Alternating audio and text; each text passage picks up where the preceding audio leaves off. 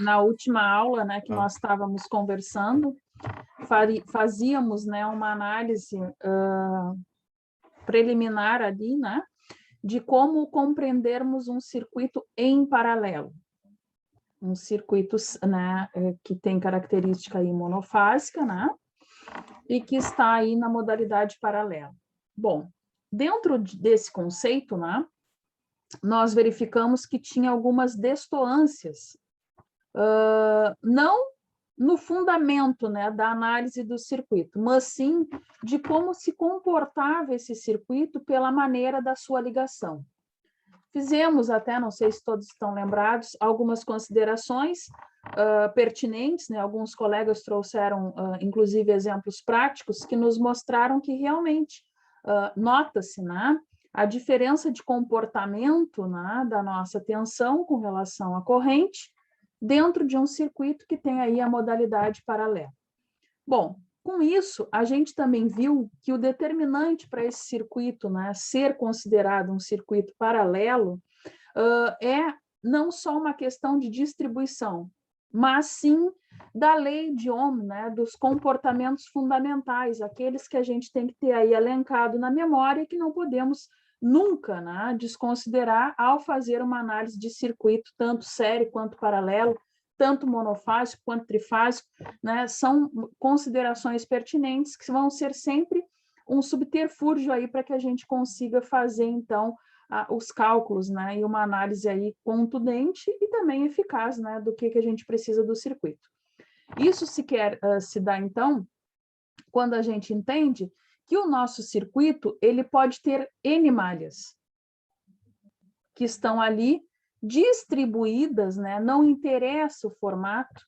Nos desenhos, né, que eu mostrei para vocês, eram situações ali perfeitas, né, malhas praticamente do mesmo tamanho, com a mesma postura, né, no visual, mas elas podem aí ser disformes. O que interessa para nós, eletrotécnicos, é a interpretação de onde estão considerados nós, onde esses nós estão aplicados, que então vão determinar o número de malhas.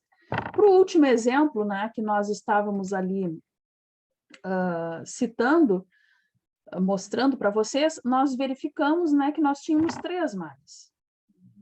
2 malhas, né, bem definidas, que de pronto a gente já olhava pela interpolação ali do nó, né, e também a malha ao entorno de todo o contexto, né, do circuito que determinava ali a chegada, né, e a saída da nossa fonte. Bom, com isso, então, com esses conceitos, a gente vê que que se torna, digamos assim, muito mais facilitado, né, essa interpretação e essa análise, né, desse circuito aí, não importa quantos componentes a gente venha a ter, mas a gente precisa apenas conhecer as características, né, que eles têm ali de comportamento. Então, está aqui o nosso circuito que a gente tem que continuar aí estudando, né, que foi motivo do final, vamos dizer assim, da nossa aula de sexta. Que tipo de circuito é esse? Vamos lá, liguem os microfones, vamos conversando.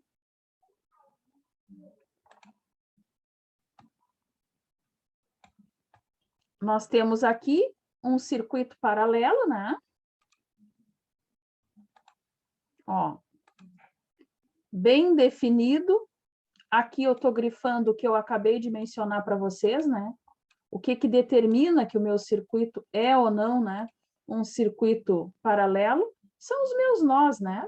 Então, aqui eu tenho um nó, né? Diminuir aqui a letra para ele...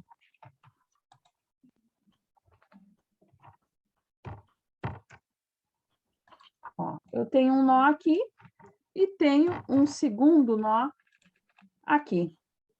Então, com isso, gente, determinamos que nós temos aí 1, 2 e 3 malhas, né?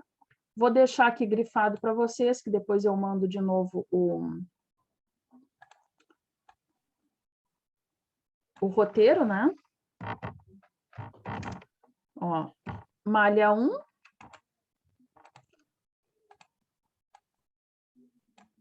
malha 2, né? E aonde está a terceira malha? A terceira malha eu vou chamar aqui de malha 3, né? Que é o nosso contexto aqui.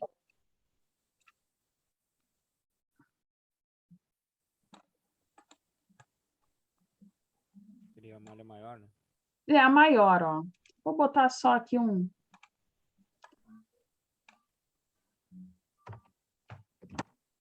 Malha 3, tá?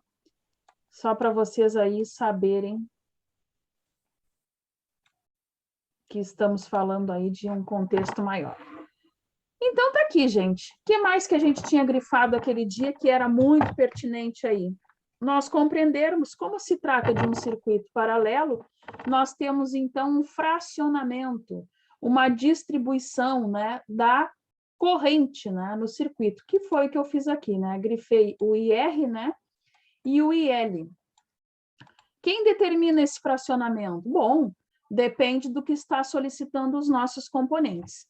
No caso, né, aqui, em seguida a gente vai fazer esse cálculo, nós vamos perceber, né, que nós temos aí uma fração de corrente apenas para um resistor, né, para uma parte resistiva, e outra fração para a parte indutiva, né, que corresponde ao indutor.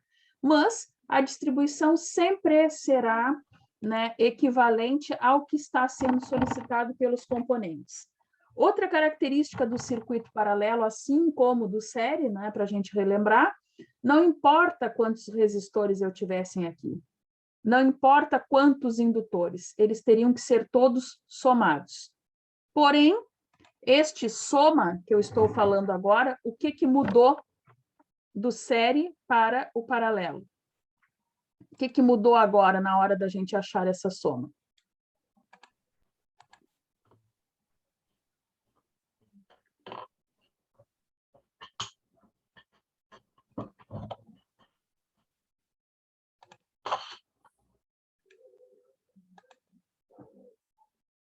Numa Que tensão mudou? é igual e na outra muda a tensão e a corrente, né?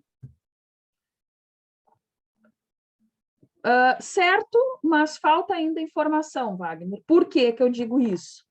Primeiro, mudou a questão da tensão com relação à corrente.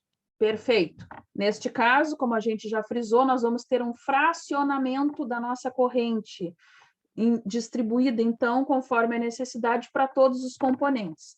Mas, na hora de nós acharmos as resistências equivalentes, as reatâncias indutivas equivalentes, isso muda. Como é que nós estávamos fazendo lá no circuito série?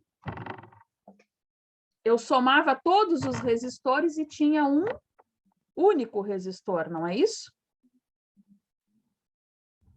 Mesma Sim. coisa, né? Faríamos com a parte do indutor. Sim, sim. Nós fizemos apenas ali um indutor e um resistor, porque assim era a complexidade do nosso exercício, né? Mas eu sempre frisei para vocês que se tivéssemos mais de um, lá nós somávamos. Agora, gente, nós temos uma pequena mudança. Nós temos que compreender que, para acharmos a impedância total, o que é a impedância? Quem é que está lembrado aí para falar para mim e para os colegas? O que é a impedância?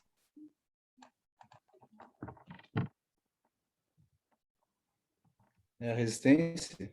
Isso, né? Eu vou colocar aqui que seria o comportamento, né?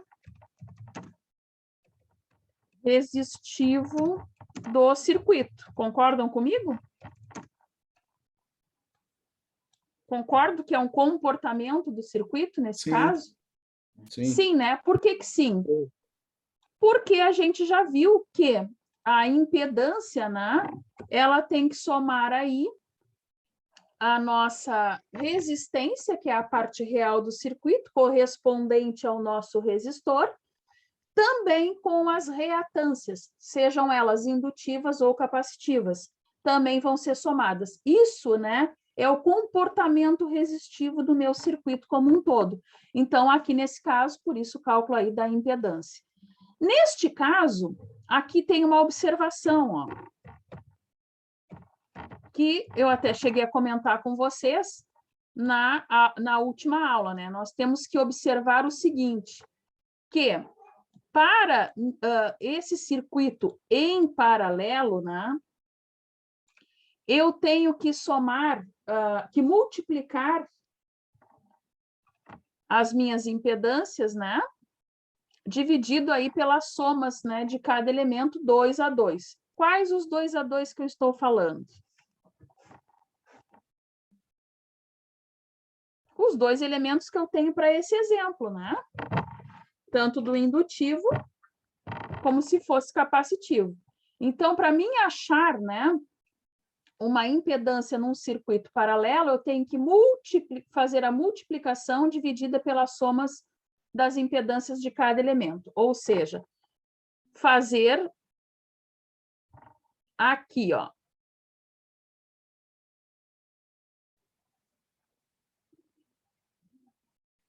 Aqui está o conceito, né, do formulário aí para minha impedância num circuito paralelo. É igual ao que eu vinha fazendo antes? Sim ou não?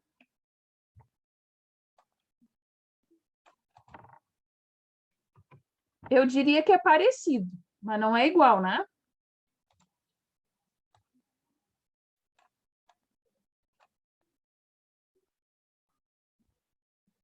Sim, todos reconhecem que está sendo tratado aqui?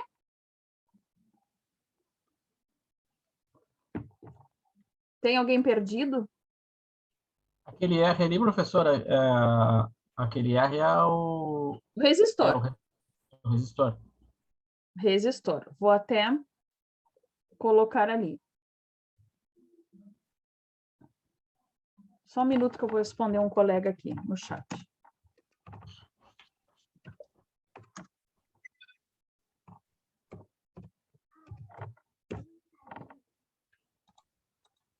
Tá. Gente, aquele R ali, né, que nem o Patrick fez menção, né, nos lembrou, é o resistor. Vamos grifar aqui, ó. O R é o resistor. Quem é o XL?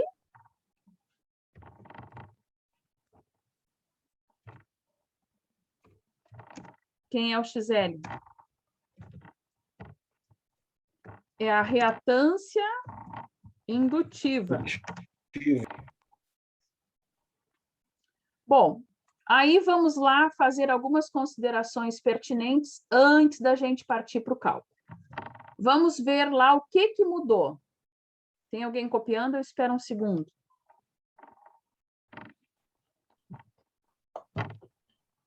O que mudou na hora de achar este Z aqui? Vamos voltar no nosso famosíssimo gráfico aí de alguns dias que nos acompanha. Vamos lá.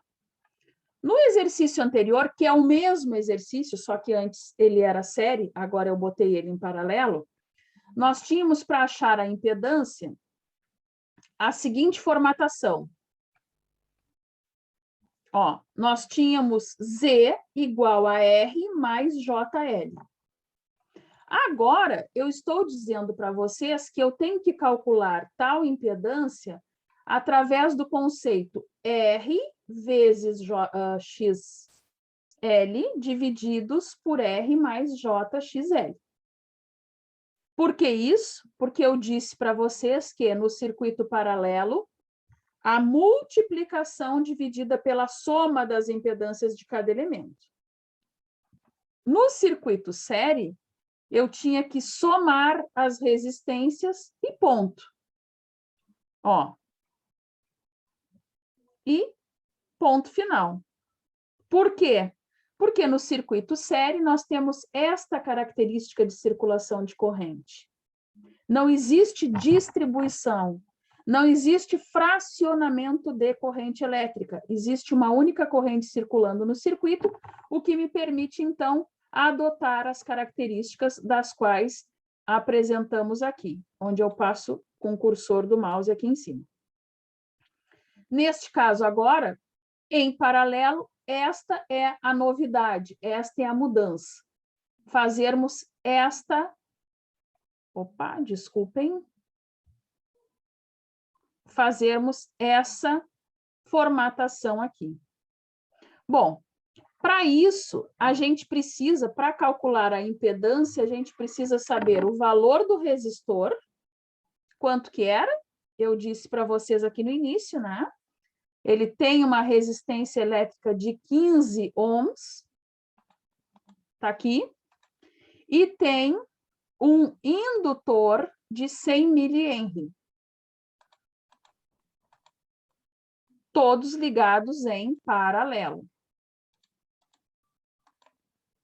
Tá aqui, toda essa malha que a gente fez a análise na última aula e nessa também. Bom, com isso, vamos calcular quem? Vamos calcular a reatância indutiva. O que mudou? Nada, gente. Nós calculamos também a reatância indutiva do primeiro exercício. Lá, se eu não estou enganada, tinha dado 18,85, uma coisa assim, né? Em virtude do nosso indutor ser lá de 50 milihenries. Aqui a gente definiu, né? Só para não ficar os mesmos cálculos, que ele é 100. Então, tá aqui. Na última aula eu tinha grifado aqui para vocês, né? O que era esse cálculo para nós chegarmos ao 37,70. 2 vezes π, né? Quem está aí com a calculadora pode fazer. Segunda função π, para achar o π na formatação correta. Vezes a frequência, que é 60 Hz, né? Que foi o que eu coloquei nesse triângulo aqui ao lado. Como eu estou dizendo que o meu indutor é de 100 milihenries, eu estou colocando 100, né? Na menos 3. Para achar isso direto, sem ter que contabilizar as vírgulas, né? É possível colocar na calculadora, depois dessa multiplicação toda, né? Fazer vezes expoente ali, né? No canto inferior aqui da máquina, ó. Tá? Menos 3, direto. Menos, sinal, né? E o número 3. Vão achar aí 37,70. Alguém já achou para conferir aí?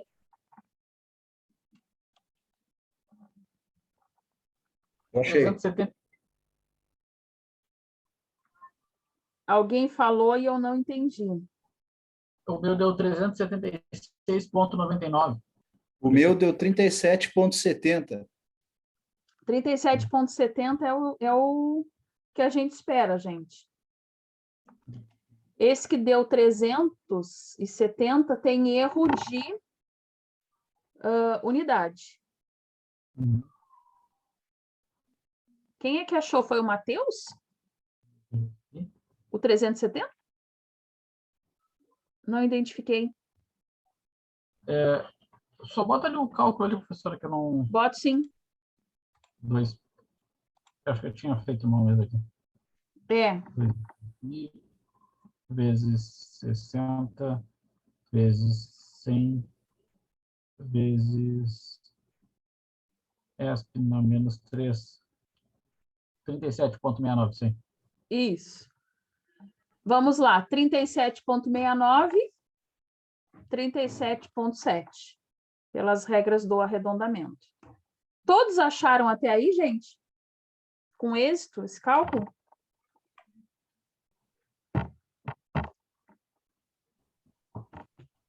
Show de bola, né? Conseguimos todos chegar aí nessa conclusão. Beleza? Beleza. Ô, professor, eu acho que o Douglas está tentando entrar e não está conseguindo. O Douglas, ele estava travando aqui, parecia pelo menos, né, a minha tela. Eu tive que remover, ele tentou entrar de novo, dei acesso, e agora eu não enxergo nem o pedido de acesso dele. Tem alguém falando com ele pelo grupo? Eu vou falar com ele, ele botou até no grupo ali da Eletro. Eu não consigo enxergar na minha tela o pedido de acesso dele aqui. Se alguém puder avisá-lo.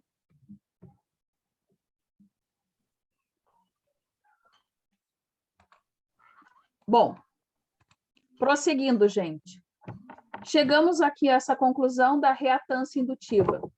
isso define a minha impedância? Ainda não, né? Por que que eu tenho que achar a impedância? Só para a gente aqui frisar. Porque eu sei que eu tenho que fazer isso através de um número complexo para que eu ache um número equivalente dessa oposição à passagem de corrente do circuito. Quando eu tenho um circuito que não é puramente resistivo. Então, por isso, né, que eu vou ter que agora fazer a verificação para que eu ache, então, a impedância, que é aquele número complexo, né, que nos mostra o valor, né, dos dois correspondentes aí à oposição de passagem de corrente do nosso circuito. Vamos voltar aqui, que eu vou mostrar a impedância novamente no gráfico das últimas aulas. Ó, eu tenho que achar este número aqui, que é a impedância. Uma vez que eu acho esse número, eu estou aí fazendo a equivalência, né, da parte imaginária e da parte real do meu circuito. Ou seja, estou levando em conta, né, o meu resistor e a parte, né, resistiva que teria aí o meu indutor. Então, vamos lá. Uma vez lembrado isso, calculamos, então, a impedância total do circuito na forma complexa polar. Por que na forma polar?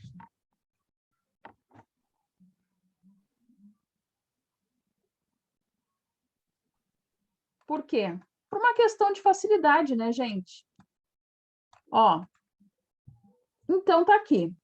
R vezes XL dividido por R mais JL.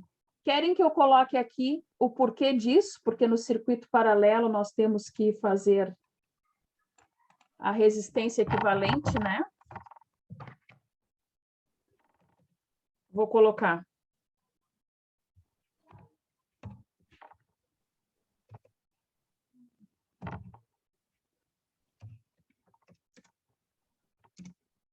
O que é a resistência equivalente num circuito paralelo? Como é que a gente faz? 1 divididos por R1 mais 1 divididos por R2 e assim sucessivamente, não é isso? É ou não é?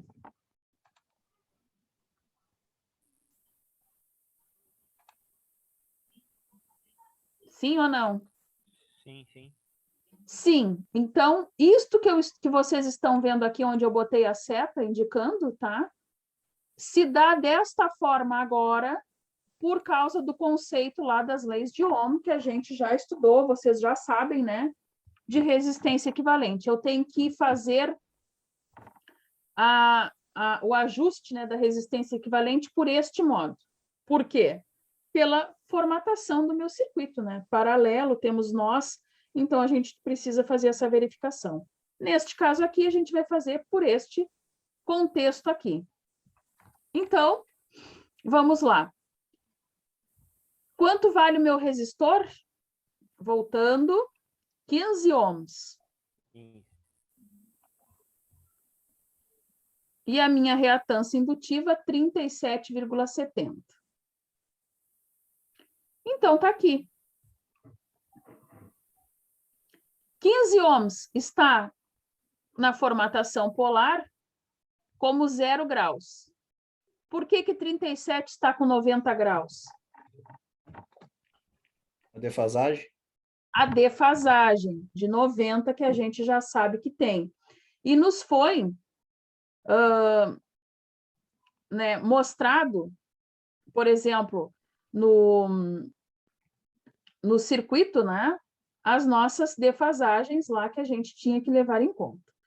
Bom, então tá aqui, a defasagem de 90 graus, dividido pela resistência e dividido por J3770, que é novamente a minha impedância.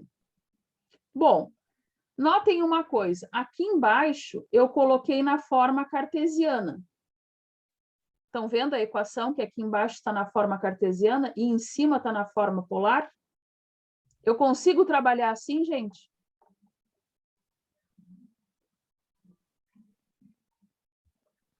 Consigo?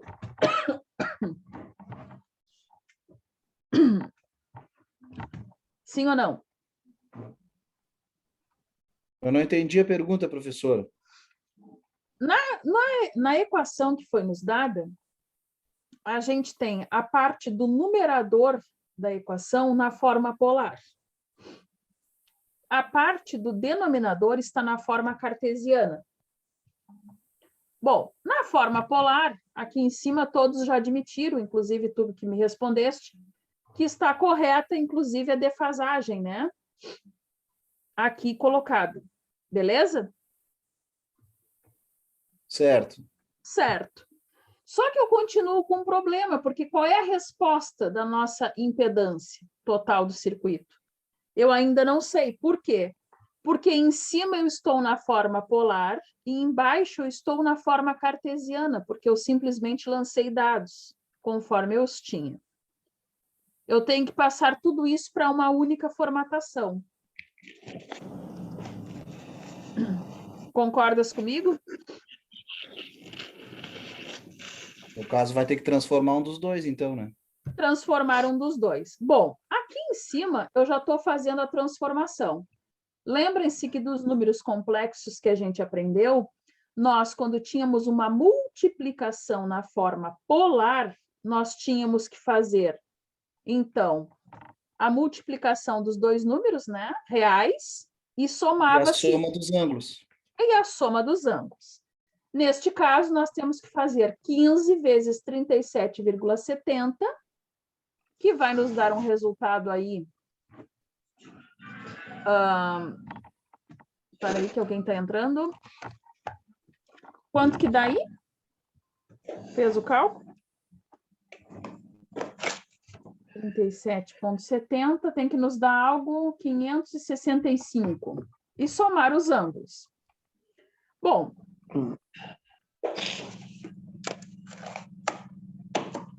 aqui, gente, eu já tenho a resposta da parte de cima.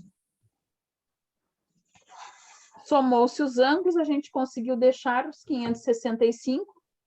Eu achei aqui na confirmação na calculadora, não sei se alguém está fazendo.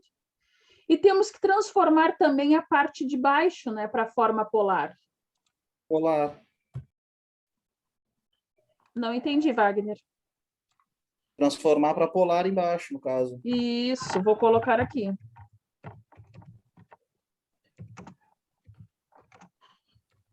Ó, transformar em polar. Como é que eu faço isso?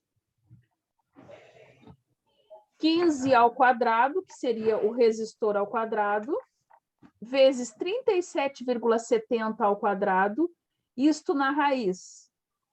Arco tangente de 37,70 divididos por 15.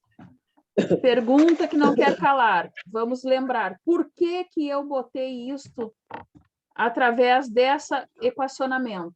Vamos voltar lá no gráfico do exercício anterior? É necessário ou todos estão entendendo?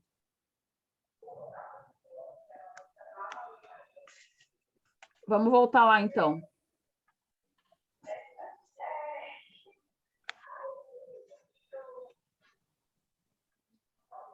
Ó, por que que eu fiz aquilo lá? Porque aqueles 15 que eu tenho lá é a parte do meu resistor, está aqui no eixo do X, correto?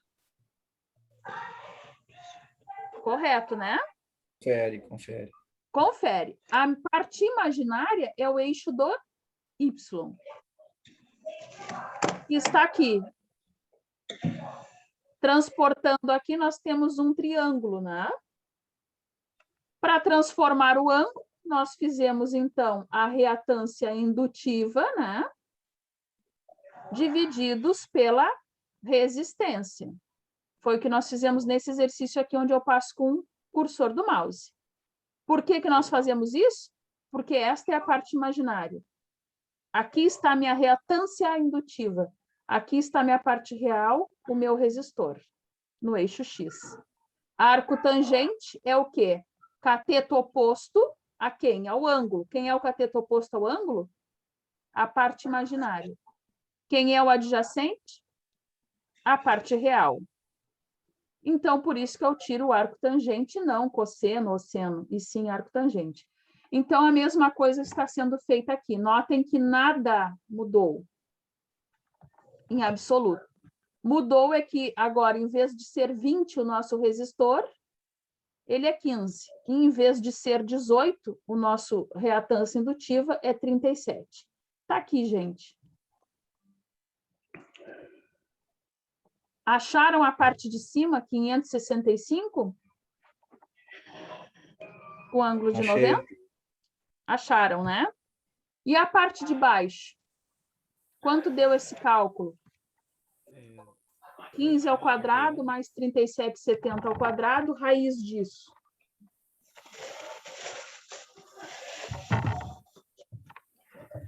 R$ 40,57. 40,57. Todos acharam? 40,57, né? Isto. E o ângulo? 68,30. 68,30. Perfeito. Matheus aí, que eu acho que está com a calculadora. Achou, Matheus? Isso aí, achei. Exato. Então, como foi feito, para alguém que não está com a máquina aí e possa estar perdido, dividiu-se, né, 37,70 por 15 e tirou-se aí arco tangente, que nos deu o ângulo de 68,30 graus. Bom, ainda assim, nós continuamos com uma divisão, né, de um número polar. Eu preciso chegar em uma única reatância, né, total do meu circuito de uma forma mais esclarecida, digamos assim, né, mais clara, mais evidente. Vou dividir, né, a parte... Como é que eu faria? Vou dividir, né, a parte real e diminuir E a parte subtrai imaginária. os imaginários. Isso, então 565,5 divididos por 40,67, que dá os 13,90.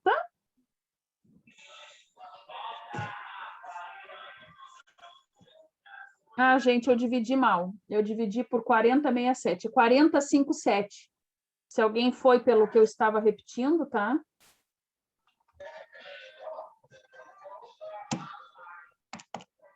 Dá 13,93. 13,93. Aí nota, Matheus, que 13,93,887, né? O final ali da conta. Tu vais arredondar e dar os 13,94 que a gente achou. Isso, professora. Isso. Bom, como eu estou dividindo ângulos, né, na forma polar, eu então faço 90 menos 68,30 graus, que dá os 21,70. Encontrada, então, a reatância, a impedância, desculpa, total do meu circuito. Ô, professor, Deixa eu voltar, que eu não estou enxergando quem me chama. sou eu, Wagner. Oi, Wagner, fala. A senhora vai disponibilizar esses slides aí para nós? Ou não? Já, esse slide eu mandei para vocês lá na quinta ou sexta-feira, não lembro bem. Já tem essa parte que a gente está vendo hoje lá naquele slide. Agora, as aulas de amanhã vão ser inseridas de amanhã e até o fim da semana. Aí amanhã mesmo eu já envio para vocês, tá bom? O Não, restante. tranquilo, Então. obrigado. Eu que não tinha visto lá, então. Tá lá.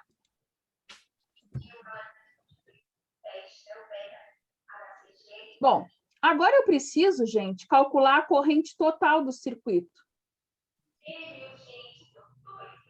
Por quê? Porque eu continuo tendo a necessidade de saber a corrente para entender lá os meus gráficos, né, as minhas desfasagens, enfim, e também calcular outras coisas, como potência, enfim, do meu circuito. Aqui, né, ficou uma menção, né? Calcule a corrente total do circuito. E da primeira lei de Ohm para a corrente alternada, nós temos, então, que 220, né? Defasagem de 30 graus, divididos por 13,94, com ângulo de 21,70. Gente, da onde eu tirei esses valores? Quem são os valores? Quem são? Quem se arrisca aí a me dizer os valores? Quem são? Essa aqui é a fonte, né?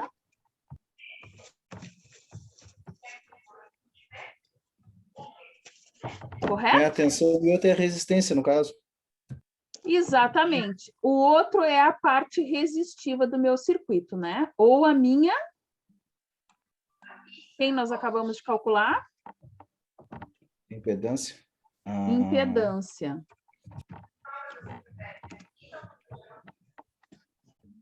Então, vamos lá confirmar para ver se é isso mesmo. Ó. Um gerador, né, de 220, com ângulo de 30 graus de defasagem. E a impedância que nós acabamos de achar, 13,94, com ângulo de 21,70. Então, está aqui. Novamente, eu tenho divisão de números complexos na forma polar. Posso dividir a parte real diretamente? Devo, né? Pode sim. Quem puder, me auxilia aí. 220 divididos por 13,94. Nós temos, então, 15,78. E vamos diminuir os ângulos. 30 menos 21,70. Que nos dá aí um ângulo de 8,3 graus.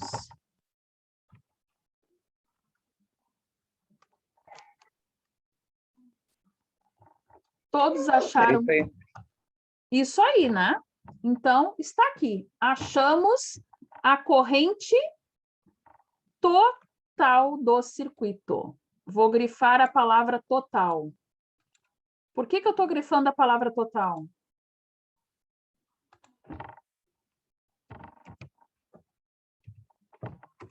Por quê, gente?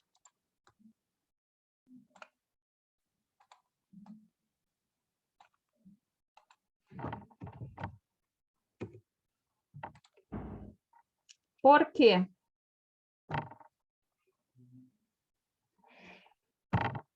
Porque lembre-se, isto que eu acabei de calcular agora é a corrente fornecida pela minha fonte. Mas não é a corrente que passa no resistor e nem a corrente que passa no indutor. É a corrente... É geral mesmo, total.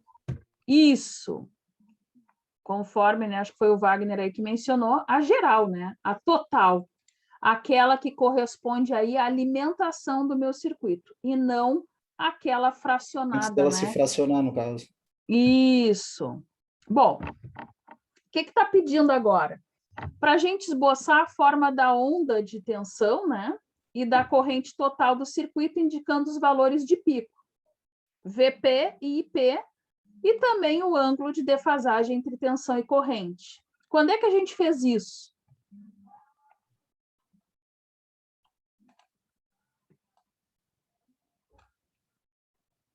Estão lembrados lá que a gente já fez isso? Quando a gente viu o gráfico senoidal.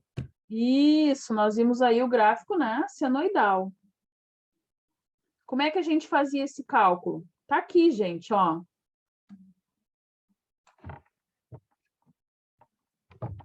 Valor de pico é raiz de 2 do valor eficaz, Esse valor da né? tensão. Isto. Então, eu vou só transportar aquele conceito, tá? Para a gente não esquecer aqui. Aqui está faltando uma raiz que eu vou colocar. Ali deu 311. 311. Todos acharam 311? 0,2, né? Isso. Sim ou não que todos acharam 311?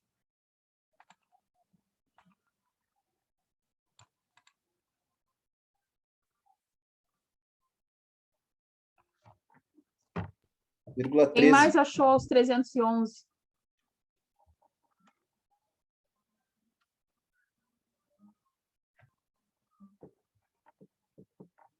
Vamos voltar aqui no vídeo. Quem achou? Ninguém? Eu me perdi no raciocínio, professor. Não faz mal. Vamos voltar aqui. Deixa eu voltar aqui só para tu olhar a equação. O que eu pedi, Matheus, agora? Para que a gente esboçasse a forma de onda da tensão e da corrente. Bom, quando eu falo forma de onda, eu estou falando daquele gráfico ali, né, daquele esboço senoidal. Até aí tudo bem para ti? Isso, não, até aí tá tudo Até aí tranquilo. tudo bem. Por quê? Eu estou falando que eu preciso desse gráfico e que eu quero também o ângulo, né, de defasagem entre tensão e corrente. Por que eu estou falando primeiro no ângulo? Para que tu entendas que aquela senoide só tem valor para nós, para nos mostrar que num circuito indutivo, o que acontece entre tensão e corrente? Defasagem. Defasagem. Nós temos uma defasagem que sempre vai acontecer, né? A gente já verificou isso de todas as formas possíveis, né? Através do exercício anterior. Só que no gráfico eu já estou pedindo para que vocês mostrem o valor de pico. Por que eu estou pedindo isso? Porque o valor direto a gente já sabe, né? O comportamento. Mas para mim fazer um gráfico desse aqui e mostrar a defasagem, eu não consigo ter o valor eficaz, né? Eu consigo, gente. Eu me expressei mal. Eu quero saber o pico da crista aqui, né? Não, eu já achei aqui, professora, 311.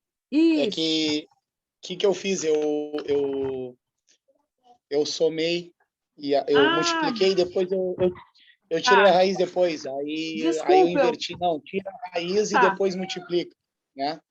Foi falha minha aqui. A ordem dos fatores não deve alterar o produto, desde que tu insira certos dados na calculadora. Eu estava imaginando que tu não estavas entendendo quem era o valor de pico. Não, eu entendi. Eu fiz a conta errada. Tá. Gente, e o valor de pico da corrente? Acharam os 22,32?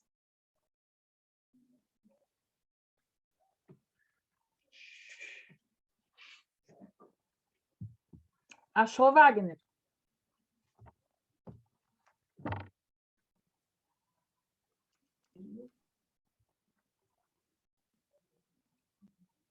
Eu não me lembro do valor que era da fórmula. 15,78.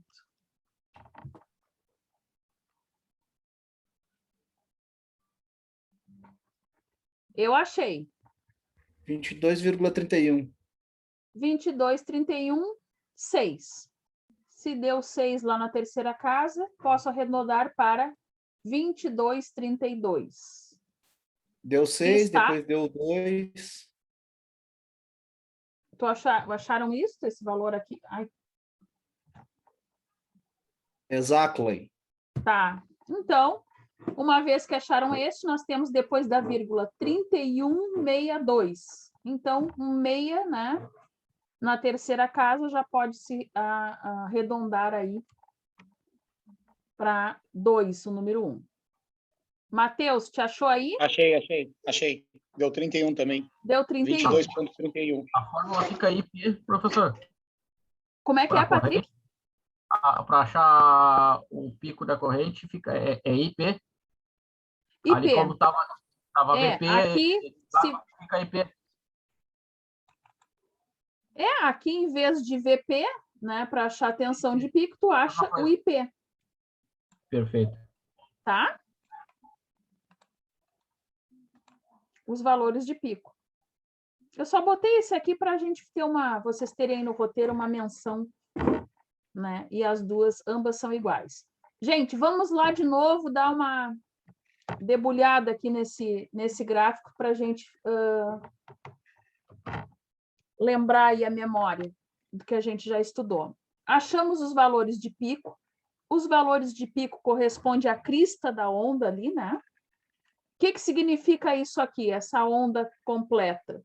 Significa um ciclo. Quando eu tenho a volta completa da onda, né, tanto pela parte superior quanto inferior do gráfico, significa que eu tive um ciclo. Logo, a repetição desse ciclo corresponde à minha frequência de 60 Hz, que me foi mais que útil, né, para que eu pudesse achar coisas importantes, como, por exemplo, a reatância indutiva. Então, notem que tudo está interligado.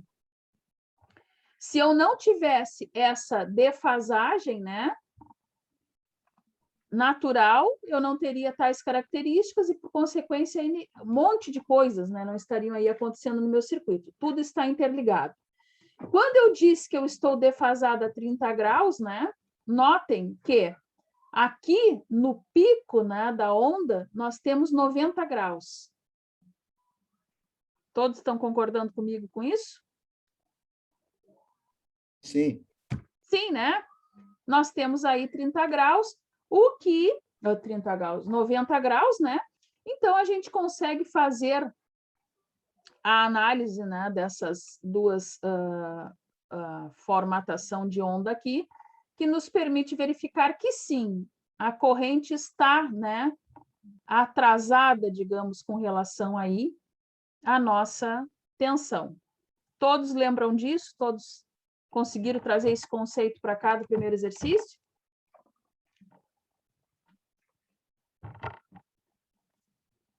Está tranquilo para todo mundo?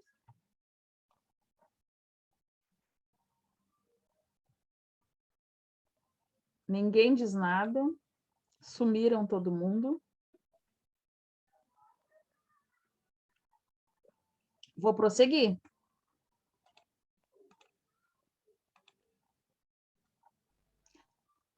Então, tá aqui. Uma vez entendido ali, eu preciso fazer o esboço do diagrama, né, fasorial da tensão e da corrente, como se trata de um circuito paralelo. A tensão é a mesma para os dois dispositivos. A soma fasorial entre as correntes, através do resistor e do indutor, é igual à corrente total do circuito I1. Gente, vamos vir aqui e dar uma relaxada, né? E só voltar no conceito que a gente já sabe. Já falei isso para vocês exaustivamente. O circuito é paralelo, não temos mais aqueles fasores, né, que nem fizemos no outro, que era em série, que a gente dividiu, fracionou, né? Deu a parcela equivalente para cada elemento do circuito. Agora é ao contrário, nós vamos fazer isso com a corrente. Então, o gráfico fasorial, o diagrama fasorial, não vai ser, né, representado pelas tensões, e sim pelas correntes. Por quê? Porque estamos aí num circuito paralelo. Então, vamos lá. Estão lembrados dessa figura aqui?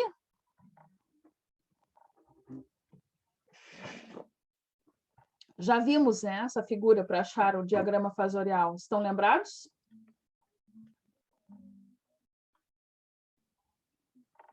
Só que antes aqui nós tínhamos lá as tensões, né? Aqui nós temos as correntes. O que foi dito aqui no slide anterior, que a corrente do resistor e do indutor tem que ser igual à corrente do circuito, está aqui, ó. O que é isso aqui que está sendo dito? Opa, eu errei.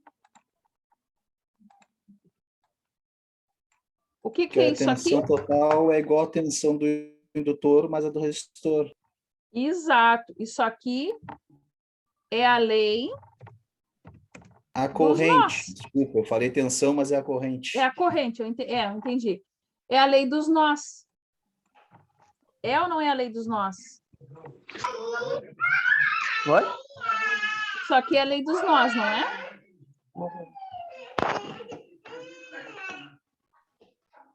É ou não, gente, a lei dos nós? Tensão total Sim. igual a... Sim, né? Em outras palavras, eu estou admitindo a lei de Ohm, né? Estou dizendo também a correspondência que Kirchhoff fez. Estou dizendo que toda a corrente, né, circulante tem que ser distribuída, né, de maneira que o somatório, né, do que entra no nó tem que ser igual ao que sai. Então, está aqui, lei dos nós, por isso, né, esta formatação. Como é que funciona a corrente através de um resistor? Lembra que lá atrás, no outro circuito, eu explanei isso para vocês? Deixem eu buscar aqui. Ó, tá aqui. Nessa imagem, né, que eu vou copiar, eu coloquei lá como é que fazia-se a distribuição. Que isso vai ser sempre, não interessa o tipo de circuito que estejamos aí a analisar. Ó, corrente através do resistor. Tá aqui, gente.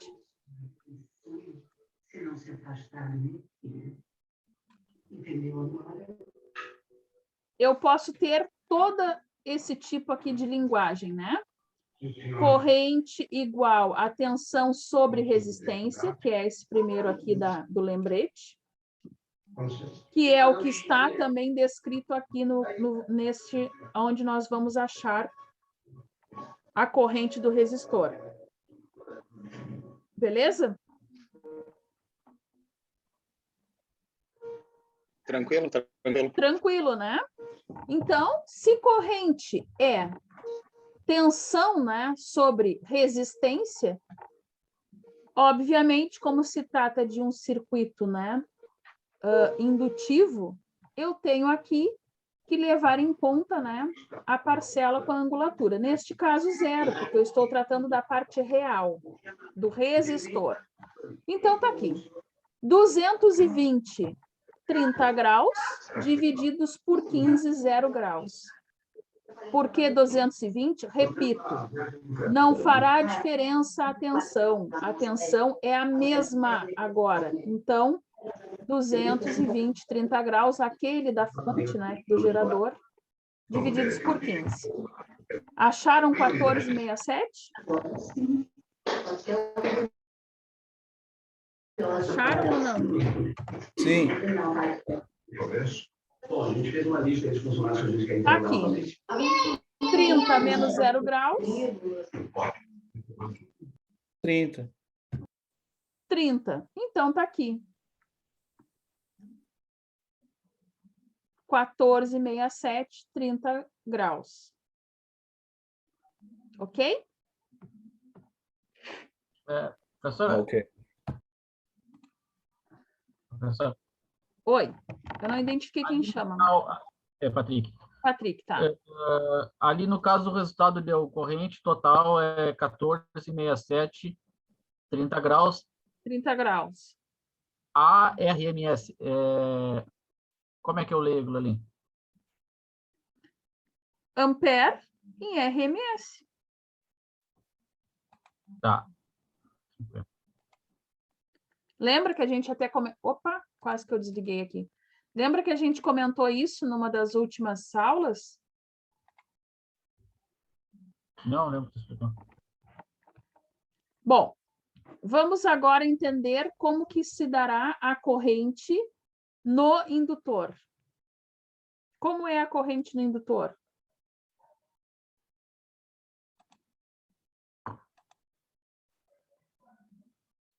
Solicito ajuda. A mesma coisa, né, gente? Sim ou não? Sim, né?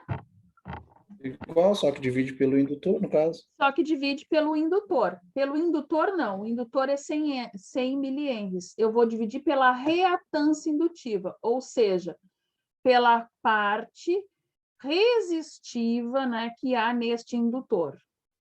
Então, eu entendi, tá? Acho que foi o Wagner, né, que falou.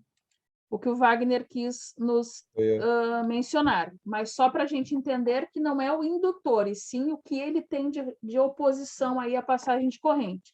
Então, pela reatância. Tá aqui, gente. 220 divididos por 37,70. Quem é o 37,70? Aquele, né, que a gente achou lá nos primeiros cálculos aí que a gente fez hoje na nossa aula, que foi a reatância indutiva, que estava defasado aí de 90 graus. 30 menos 90. Menos 60. Menos 60. O que nos indica esse menos 60?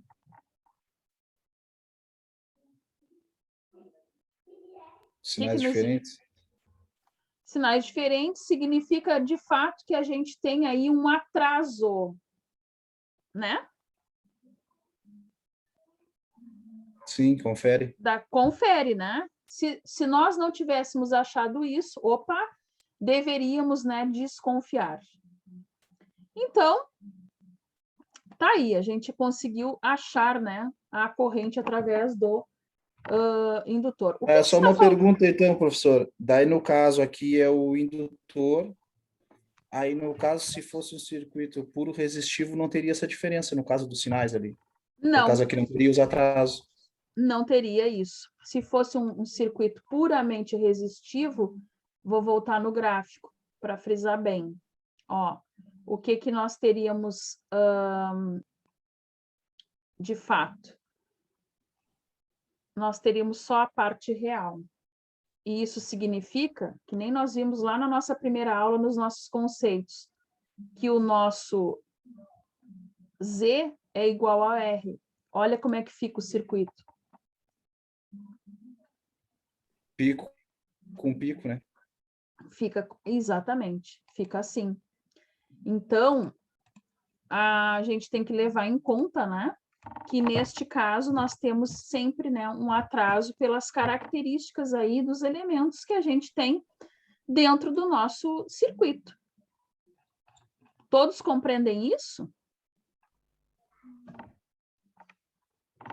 Sim? Não? Sim. Sim, né? Eu acredito aí que todos consigam verificar que isso é um exemplo, né? Bem direto, eu diria, do que nós estamos aí tratando. Bom, o que faltaria ali para a gente achar?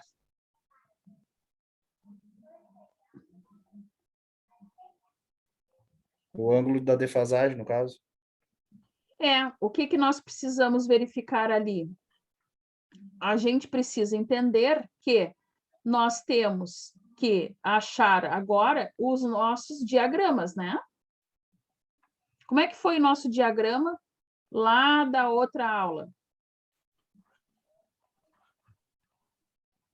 Como é que tinha sido? Quem é que se lembra?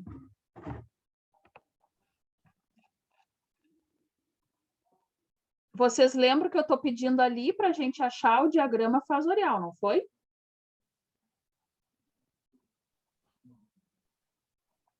Foi ou não foi? Como é que foi, professor? Tu perguntou, que eu estou olhando o caderno aqui e não escutei o que tu falou. Da última aula, eu pedi para vocês acharem o diagrama fasorial, não foi? Como é que se faz o diagrama fasorial?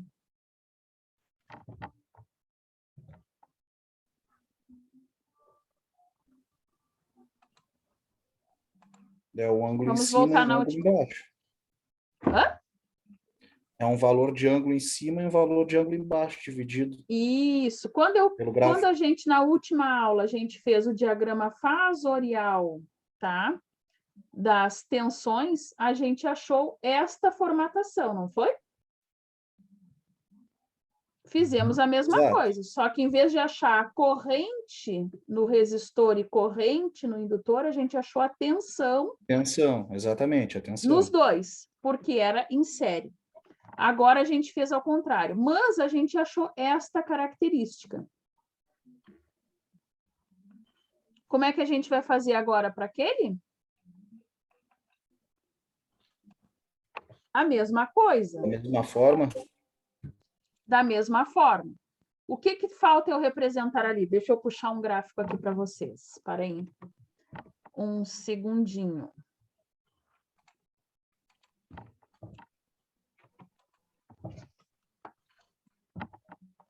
eu tenho que fazer a representação, desta vez, não das minhas tensões e das minhas tensões de indutor e resistor, mas sim das minhas correntes.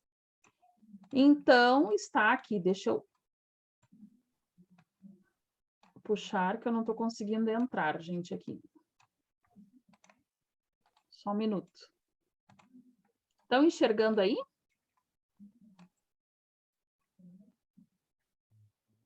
Sim. O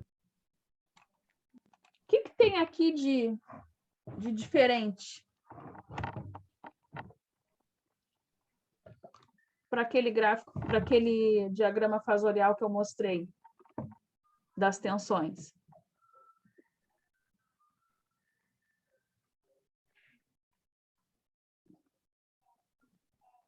O que tem de diferente aqui? Vou mostrar o outro. No outro parecia muito direto, né? Da gente entender, né?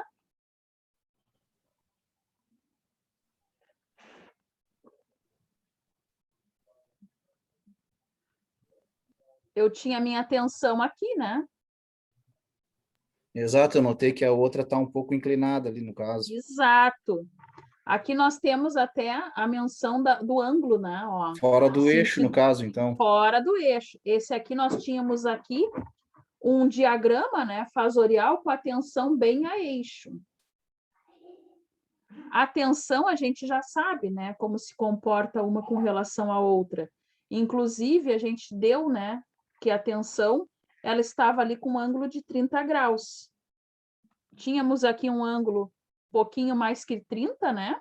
Mas para os dois casos iguais, né? Confere. Confere. Isso no exercício da aula passada. Só estou para a gente poder, esse que a gente entendeu bem, lembrar para o outro. Mas, o que nós precisamos levar em conta agora nesse? Vamos notar aqui, para que todos entendam. Mesma característica, né? Gráfico tensão. Isso, gráfico tensão corrente. Nós temos aqui a angulatura, né? Indo do eixo real, sentido anti-horário, tudo igual ao outro gráfico. E nós temos aqui a tensão do indutor e do resistor.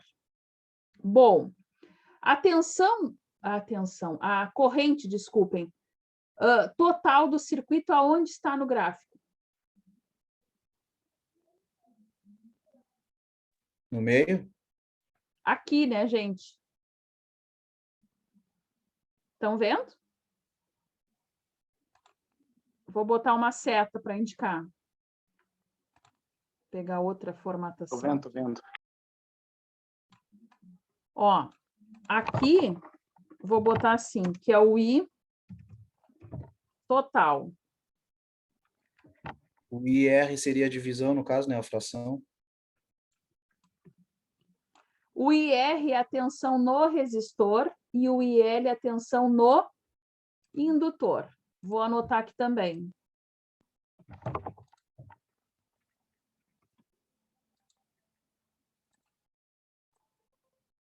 Gente, eu vou corrigir aqui, eu estou falando tensão, mas é corrente, tá? A corrente, a corrente. Desculpem, não, é que vai ficar no vídeo, no vídeo, né? E alguém pode, só estou frisando para os colegas que vão assistir depois. Esta é corrente no resistor, né? E agora eu vou inserir aqui. Opa!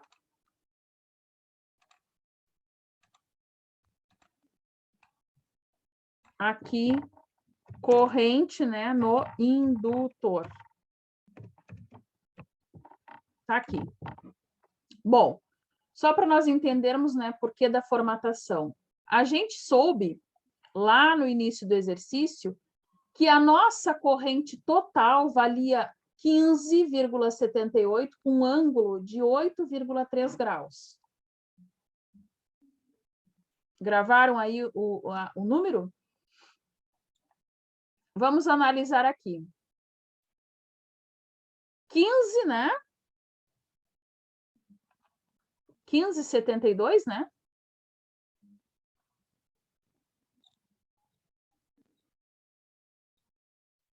(15,78), desculpe. E vamos voltar o ângulo. Eu consigo ver que aqui tem um ângulo aproximadamente de 8 graus? Sim. Sim, né? Então, por isto que está representado esse fasor de corrente total assim. Mostrando aí que eu tenho um ângulo, né, positivo de 8,3 graus. Então, ele tem que estar acima da linha aqui do eixo X. Isso foi uma convenção matemática que a gente combinou na primeira aula, que nós tivemos aí disso. Bom, e a tensão no resistor? A tensão, a corrente no resistor, quanto que nós tínhamos achado? Tínhamos achado, né, 14... Pode falar, Carlos. Não. 14,67, ângulo aí de 30 graus. Tá aqui, gente. Por que que eu E a sei outra que menos 60, no caso. Exato, né? A gente consegue ver, né, que está realmente fatiado aí, né? Se fôssemos fazer um desenho, a gente colocaria essa angulatura de uma maneira correta. Mas a gente consegue ver que está aproximadamente aí, né, 30 graus. Eu não acho uma curva aqui para colocar. Aproximadamente aí 30 graus do nosso fasor da corrente total. Todos enxergaram isso? Por que que eu estou perguntando? Sim. Eu tenho que sair com 30 graus do eixo X para a corrente no resistor?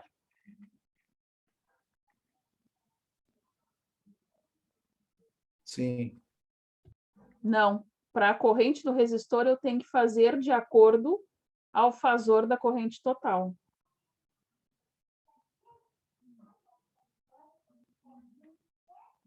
Eu não entendi a pergunta, então, professor. Como é que foi a pergunta que tu fez?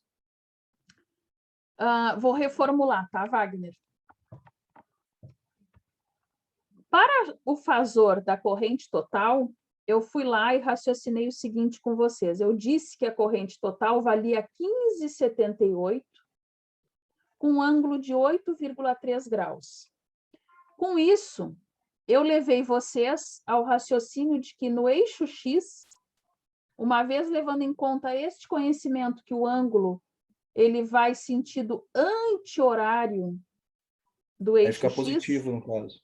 Isso, como ele era positivo, ele estaria aqui em cima, tá? Esse módulo de 15,78 com ângulo de 8 graus. E nos deu um fasor de corrente total aqui. Agora eu faço a seguinte pergunta. Para a corrente no resistor, que tem ângulo de 30 graus, eu vou pegar 30 graus a contar deste eixo X, onde eu passo com o cursor, ou do fasor da corrente total?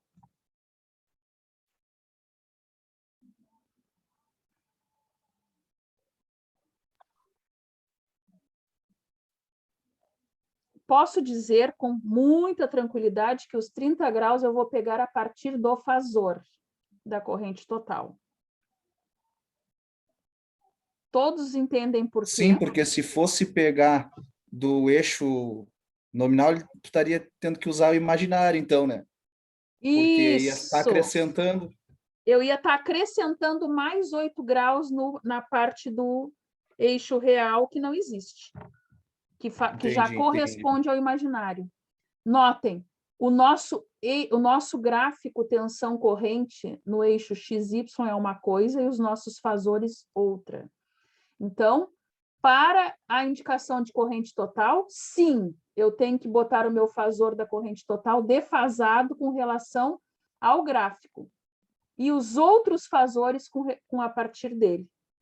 Por que que eu estou falando isso e frisando isso? Para não parecer que é exatamente igual a este outro que a gente fez antes.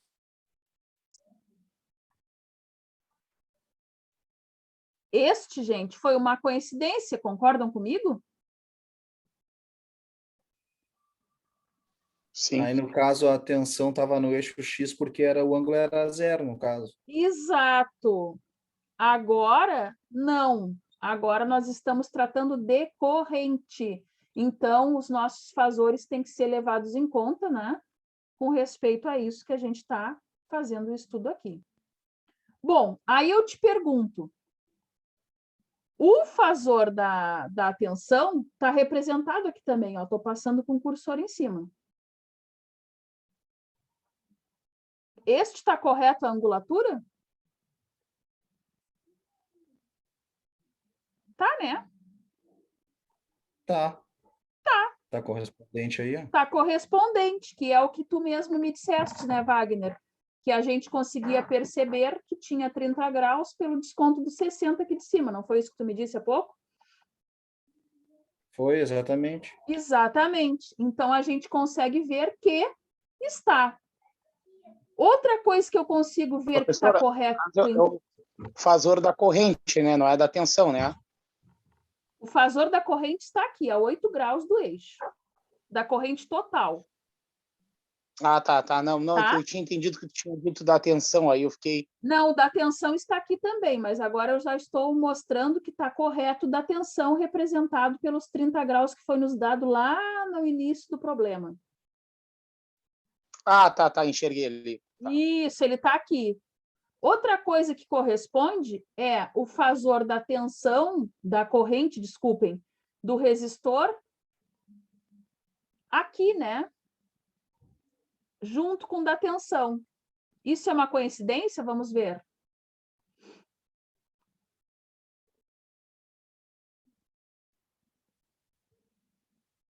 Estão vendo? Que nós já tínhamos visto a parte real do exercício anterior coincidir com a corrente do resistor. Viram? Aham. No caso, aí, numa angulatura negativa, no caso. Aqui numa angulatura negativa, de acordo com a situação que era, né, os nossos valores. Agora, a gente viu que isso novamente se corresponde aqui, ó. Só que, neste caso, eu não vejo mais aqui correspondendo a tensão de resistor, que nem lá. Por quê? Porque a minha tensão agora é única. Quem é que está defasado da minha tensão apenas? Não é o meu indutor? Isso? Isso. Então, gente, mais uma prova que o gráfico está correto. E que os nossos cálculos também estão corretos. A corrente no resistor não é esta que fica atrasada ou adiantada, né, com relação à tensão, e sim o que acontece no indutor ou no capacitor, se assim fosse. Viram que a gente viu as mesmas coisas sob outro prisma agora, mas que corresponde ao mesmo conceito que não mudou?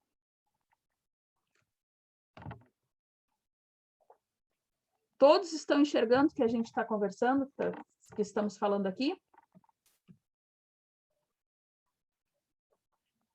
Sim ou não?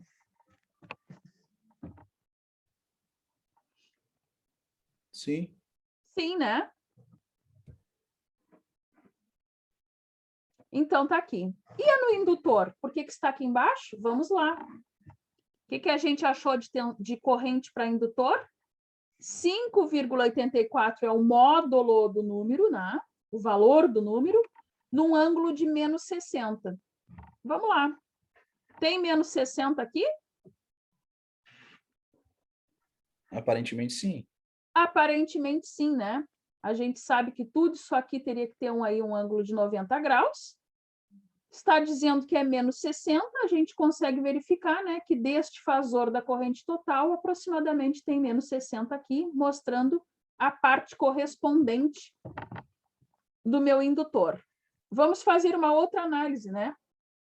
Quando eu falava do módulo do número, eu falei do módulo do número 1467, que seria aí o meu resistor, e depois 5,84, que seria do meu indutor. Corresponde também a distância da origem até o final da seta de um e do outro? Corresponde, né? O valor do módulo, do número, né, da parte real do resistor é aproximadamente 3 vezes mais do que o indutor. Calculamos isso agora, ó. Um é 5,84, o outro quase 15, né? Vamos admitir aí 3 vezes mais. Se fosse 5, né, numa média. Todos enxergam? E está representado aqui. Confere. Confere. O resultado disso, né? A soma disso tem que dar este aqui, que é o total, que confere também, porque se nós formos olhar, ele é 15,78. Ou seja, mostrando que se nós fôssemos fazer todo o cálculo com as angulaturas todas, nós temos, então, os 15,68, que tem que ser a soma vetorial desses dois aqui. Eu poderia ter um diagrama desenhado diferente disso? Jamais. No caso, a distância da desenho com a ponta de flecha teria que ter a mesma distância, o mesmo comprimento do desenho pontilhado, no caso. Sim, porque o que acontece? O que determinou essa distância pontilhada aqui da flecha do resistor até o indutor? Essa aqui, ó. Isso é a projeção, Exato. tá vendo? A mesma coisa aqui embaixo. É a projeção. A projeção desses dois, eu consigo sair da origem e ter o total. Por exemplo, se fosse nos dado isso aqui numa prova, tá? Este gráfico. Levando em conta aqui o que está sendo dito. Tensão, corrente no resistor, a tensão do circuito, né? A corrente do circuito e a corrente do indutor. O que eu consigo tirar de conclusões aqui? Sem fazer nenhum cálculo. O que vocês conseguem tirar de conclusão? Primeiro é um circuito RL. Ponto final. Os ângulos. Os ângulos. Segundo, é um circuito RL em paralelo. Por quê? Porque se eu tenho parte de corrente fracionada para o resistor e para o indutor, eu não estou falando de nada em série, e sim em paralelo. Segunda conclusão, sem fazer nenhum cálculo. Confere até aí? Confere. Confere. Terceira conclusão que eu chego é que o meu consumo, né, de corrente no indutor é bem menor que a do resistor. Portanto, eu consigo dizer que a capacidade de resistência desse circuito é mais do resistor do que a indutiva. Outra coisa que confere também, porque sabemos que um indutor, ele não tem a pretensão de fazer o papel do resistor dentro do circuito, né? Ele tem uma leve oposição à passagem de corrente, que não corresponde a uma carga resistiva completa, e sim uma parcela mesmo, pelas características dele. Então, tudo isso eu consigo tirar de... No caso, ele não chega nem a ser nenhum regulador, no caso, né? É só nominal dele mesmo. Isso, é só o que ele está sendo ali solicitado dele, né? Pelas características dele. Claro, lá com o professor Tiger, né, ou com outros professores que vocês estudam circuitos mais elaborados, vocês poderiam ver a função dele para aquele circuito, né? Poderiam projetar esse indutor ou um conjunto de indutores e de outros componentes com função de regulagem, né? De funcionamento eficaz de um circuito. Neste caso aqui, a gente está estudando eles, como eles se comportam para os nossos projetos. É a mesma coisa? É, mas com uma leve diferença. Aqui a gente está com um fim de entendimento, né, do estudo. E lá não. O que a gente tinha que saber também? As potências, né, gente? Sim ou não? Sim. Sim, né? Eu preciso entender como é que funciona aí essas potências. Como é que eu faria?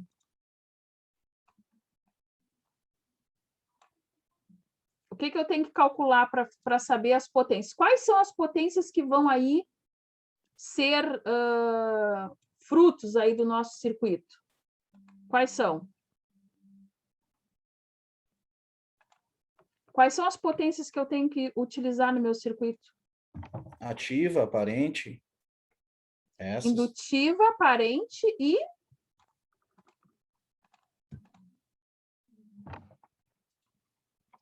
Quais outras? Quais outras? Qual outra? Reativa. Hã? E a reativa, né? Reativa. Bom, a reativa, ela é responsável por quem? Pelo meu capacitor ou pelo meu indutor? Indutor. Indutor. E ativa? Capacitor.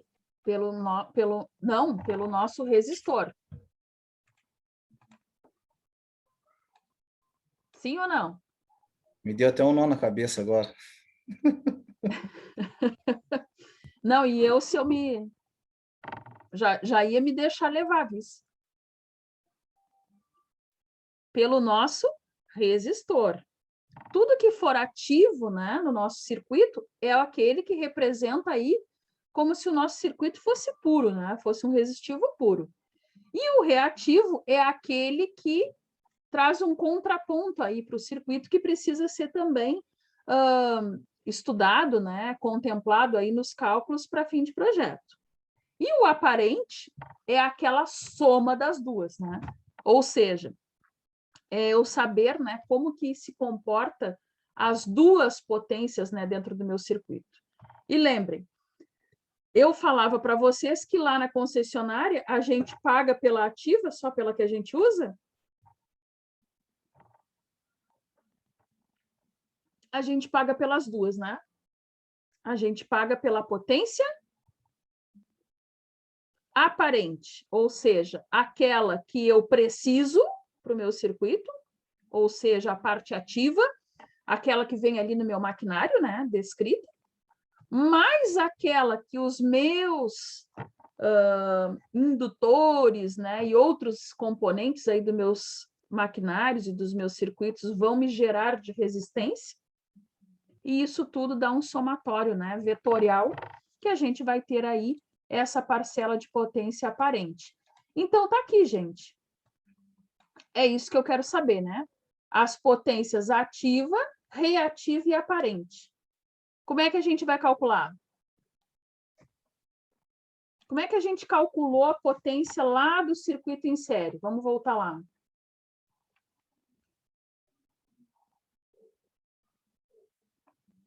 Opa!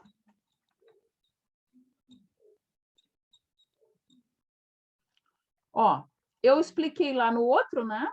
Que nós tínhamos que ter aí a soma, né, vetorial das potências ativa e reativa para nós termos aparente. E também disse que nós tínhamos, né, como calcular a potência, né, pelo a tensão vezes corrente, ou então S igual a P ao quadrado mais Q ao quadrado, né? Raiz. Quem era isso? P, o ativo, e Q, o reativo. Então, eu poderia achar pelo nosso famosíssimo lá, né, gráfico, né? Então, eu fiz aqui um esboço para vocês que nós vamos fazer igual aqui no outro exercício. Eu preciso achar as três. Quem é a potência aqui primeira calculada? Qual é a potência? Ativa, reativa ou aparente?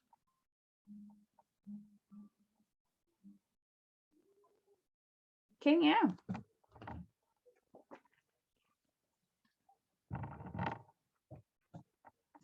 Cadê o Wagner? Sumiu? Ativa.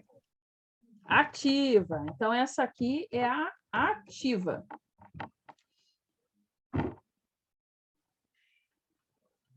Então, tá aqui. P, V, I. cosseno φ, né? E vai me dar um valor aqui. Ninguém fez ainda a pergunta que eu estou precisando ouvir, urgente.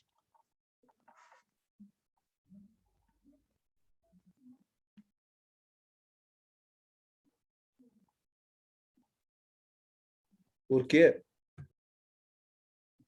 Vamos voltar lá na outra.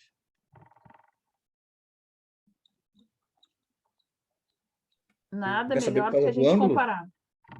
Hã? Eu não entendi a pergunta que tu queria que fizesse para ti. Os ângulos, né? Lembram que a gente também calculou?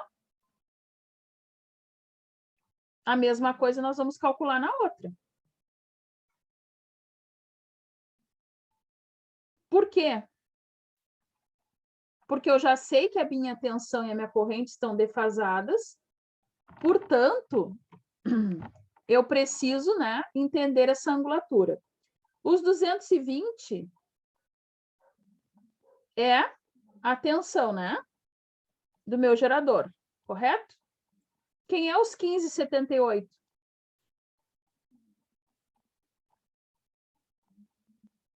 A corrente total? Exato, que nós calculamos aqui.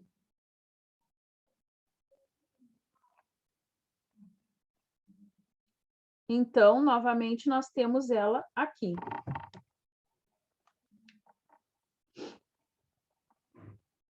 Por que que o ângulo é 21,70 e não 8,3?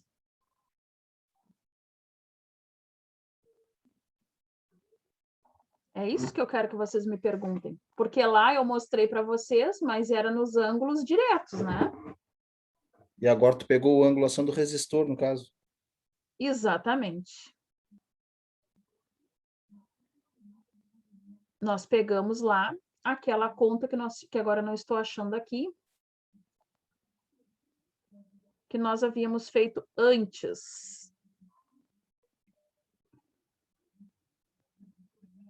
Mas vamos aqui que eu explico aqui. Gente, eu peguei a angulatura, né? Que nem o colega falou. Por quê? Porque eu posso usar o ângulo como se fosse aqui 8 graus. 8 graus eu já vi aqui no meu diagrama fasorial que corresponde à corrente total, né? Total. Então, esses 8,30, né? 8,30 eu tenho que diminuir de quanto? Para dar os 21,70.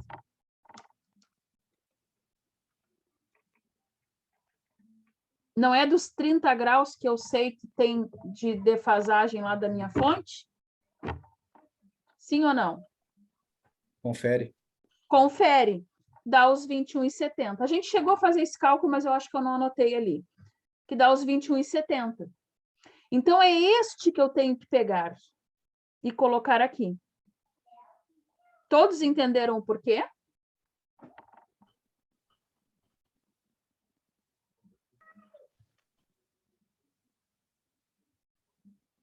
Pelos motivos que a gente já calculou. A corrente no meu resistor é 30. A corrente, o ângulo, né, da corrente do meu resistor. Mas eu tenho que diminuir de acordo com o que eu achei aqui no meu diagrama fasorial. Ah, tá, entendi. Entendido, né? Menos os 8,30, nós vamos achar os 21,70. Tá aqui. Todos acharam aí potência ativa de 3.225? Quem é que fez aí? Achei. Eu vou fazer o cálculo aqui para ver se, para confirmar.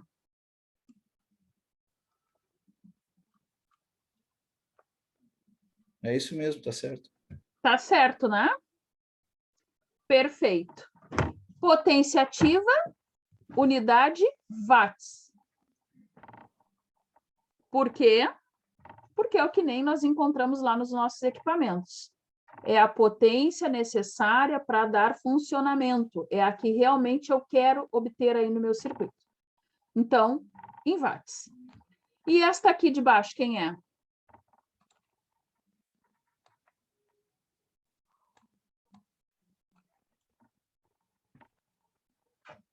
Posso chamá-la de reativa? Pode, ela é Posso. reativa. É reativa, né? Ou seja, se eu estou falando de reativa, eu estou falando de quem?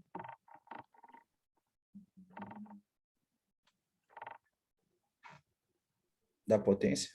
Da potência que tem a parcela do meu indutor.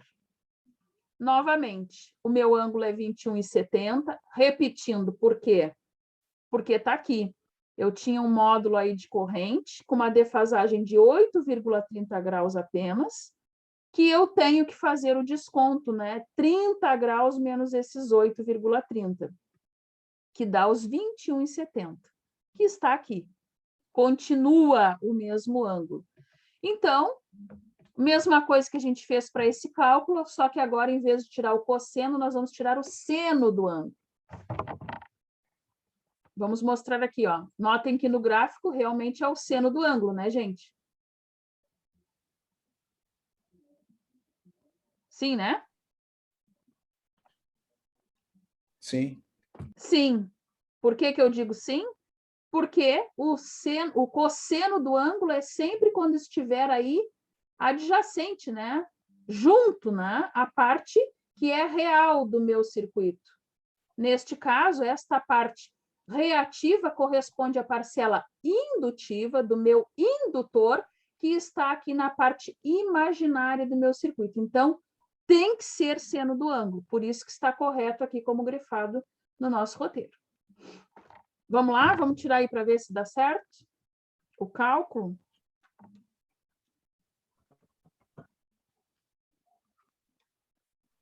Deu certinho. Deu certinho? O meu também. 1.283,61. VAR. Por quê?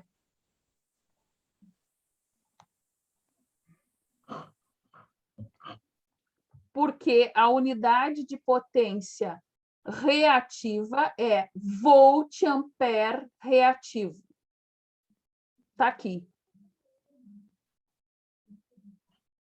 Isto também, né, como eu sempre tento mostrar para vocês, é uma maneira da gente ler o que está sendo nos dito.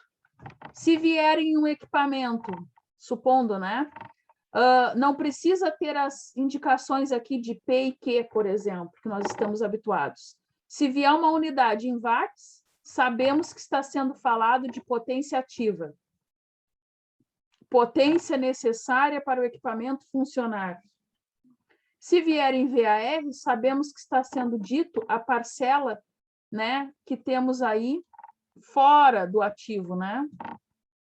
A reativa. E em VA, sabemos que está sendo contabilizada as duas. VA é aquela que vem na conta da luz. Então, vou colocar aqui. Aparente. Beleza? Como é que é, professora, VAR ali?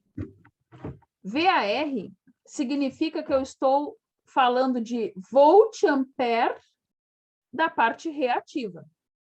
Ou seja, se eu encontrar algo desse tipo no meu circuito, por exemplo, se me dissesse 1.283 VAR, eu já sei que ou eu tenho um indutor ou eu tenho um capacitor, né, nesse circuito. Não quero dizer tá, gente? Estou falando de uma maneira genérica. Eu quero dizer que eu tenho uma parte aí, né, indutiva, que o meu circuito não é um resistivo puro. Que ele é misto. É isso que está sendo dito, em outras palavras. Bom, a aparente, né, eu posso contabilizar de duas maneiras. Quais são as maneiras? Ou fazer direto, né? Potência aparente, ou S vezes tensão da fonte vezes a corrente total, que vai me dar este valor. Ou eu poderia pegar esses dois valores que eu achei aqui em cima, fazer o Somar, no produto caso. da soma e tirar a raiz. O produto da soma não, gente. Fazer a potência, né? E a soma, depois tirar a raiz. Todos concordam?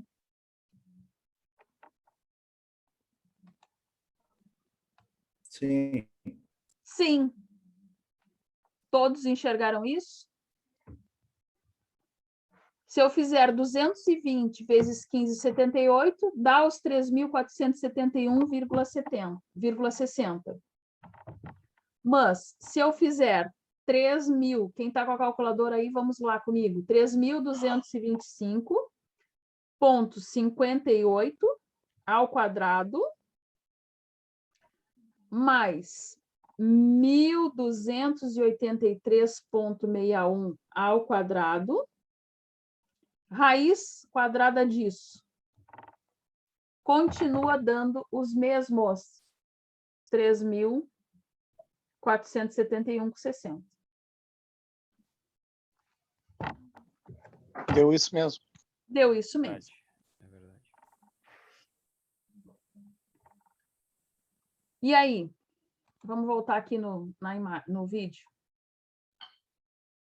É difícil? Sim ou não? Ave Maria. É uma barbada. Muita regra, professor. Meu Na Deus. verdade, é tudo meio maluco que se intercala. Ah, que isso, Apertou a cabeça. imagina.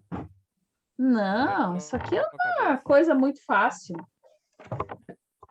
Mas, ó, vejam bem, vocês passaram uma semana calculando o circuito série bem esmiuçadamente junto comigo.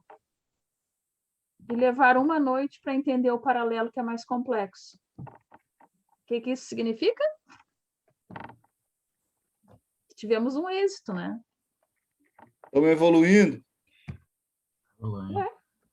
Para mim é um êxito muito grande, porque imagina, nós passamos uma semana falando de algo mais simples, e eu acho que todos entenderam.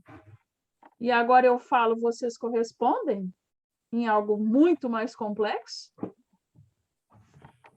Professora, já reassisti 3 aulas, já que já passou e tem que reassistir mais algumas ainda.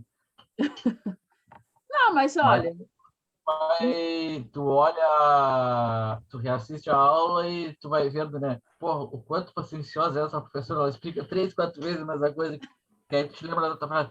Pô, eu perguntei isso pra ela, pô, ela explicou de novo, já tinha explicado 3 vezes, caraca. gente, o processo de aprendizado é isso. Às vezes a gente precisa repetir, repetir, repetir. Eu preciso. Eu não sou uma pessoa autodidata, eu preciso entender, voltar, ler de novo, né? E a mesma coisa vocês, a gente tem que ter paciência. Não adianta querer correr para não acompanhar o restante do curso, porque o que acontece? Vai ter coisas muito mais importantes também no curso que dependem desses conceitos básicos. Então, a gente tem que ter um pouquinho de paciência aqui.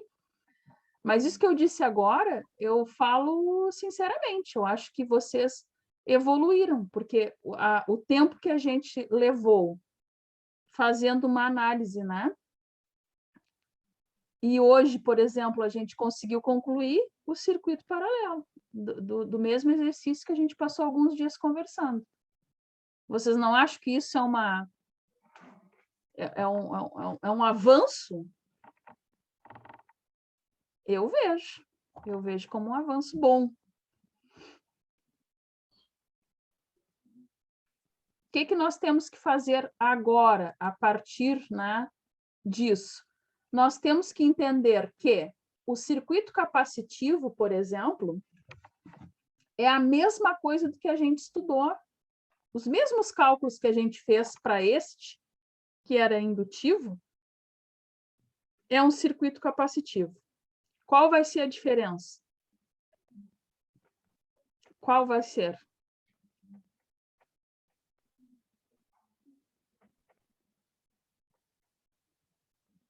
Além do capacitor, né? O indutor é um gerador aí de campo, e o capacitor é um armazenador de cargas, vamos dizer. Além disso, além dessa diferença básica, vai ser a questão da defasagem de tensão e corrente. Continua a mesma defasagem. Só que agora, em vez de uma estar adiantada com relação à outra, ela vai estar atrasada. Ponto. O que eu quero dizer com isso? Precisamos fazer um apanhado ali? Sim, vou mostrar para vocês um roteiro. Mas nós não precisamos mais ficar, né, num cálculo maçante que nem nós fizemos nesse desempenho agora, né, para desenvolver isso. É a mesma coisa. A mesmíssima coisa. Então, nós vamos fazer, dentro de um roteiro ali, ver os pontos altos, né, dos nossos diagramas, amanhã. E depois nós vamos, na sequência, já falar de circuitos trifásicos. Pergunta que não quer calar. O que vai mudar? Além das 3 fases, mais nada. Então, gente, é isso que eu quero que vocês fiquem com tranquilidade. Estamos sempre...